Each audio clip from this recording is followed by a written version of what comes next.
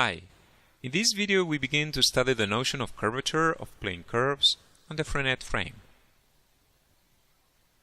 The main goal of this video is to give mathematical precision to the intuition of curvature of a curve. We just tackle the plane case, that is, we consider parametrized curves defined in an interval and taking values in R2. And we follow the classical ideas of Frenet and Serre, French mathematicians of the 19th century. For the sake of simplicity in this video, we assume that the curve is arc length parametrized, that is, the length or modulus of the derivative is identically 1 for any value of the parameter s. This fact gives us a natural unit tangent vector attached to every point of the trace of the curve, and we denote this tangent vector by t of s. On the screen you have the trace of the curve and some of these tangent vectors. In general, we have a family of unit tangent vectors which is attached to every point of the trace.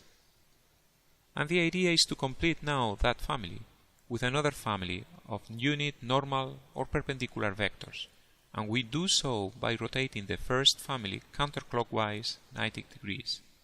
That is, we define the vector n of s as the rotation with angle 90 degrees, the tangent vector.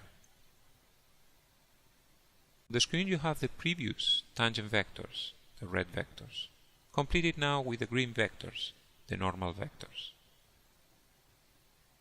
With these two families, we have built an orthonormal moving frame attached to every point of the trace. This is the so-called Frenet frame or Frenet basis.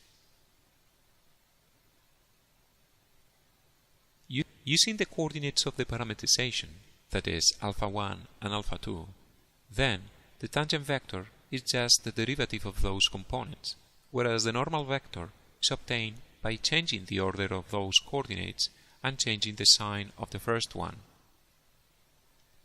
And it's not very complicated to check the following identities. The inner product of t with itself equals 1, that is a unit vector, and the same happens to n, whereas the inner product of t with n vanishes as they are perpendicular. The idea of Frenet and Serre was to compute the derivative or variation of these vectors and to express them in terms of themselves. That's possible because they are the members of a frame. That is, we write the derivative of t and n as a combination of t and n. The coefficients a, b, c, and d are now unknown, and now we have to study them. Taking into account the inner product identities we had before, the derivative of the first expression gives that twice the inner product of t prime with t identically vanishes. If we now write instead of t prime the combination of t and n with the coefficients a and b, the inner product identities give us that the function a is identically 0. Working with the second expression, we also get that the function d is 0, and from the third expression we have that the sum of b and c is also 0. The previous computations have proved the following famous result: the Frenet theorem for plane curves.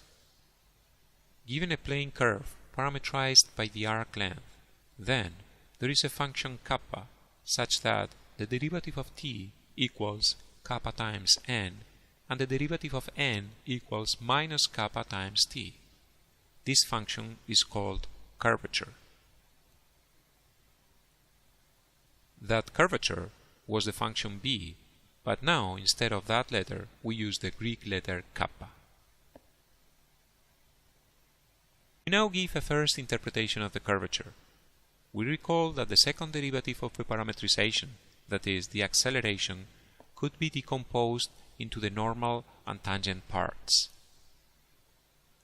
The tangent part changes the speed of the curve, that is, the value of the length of the derivative. The normal part bends the trajectory.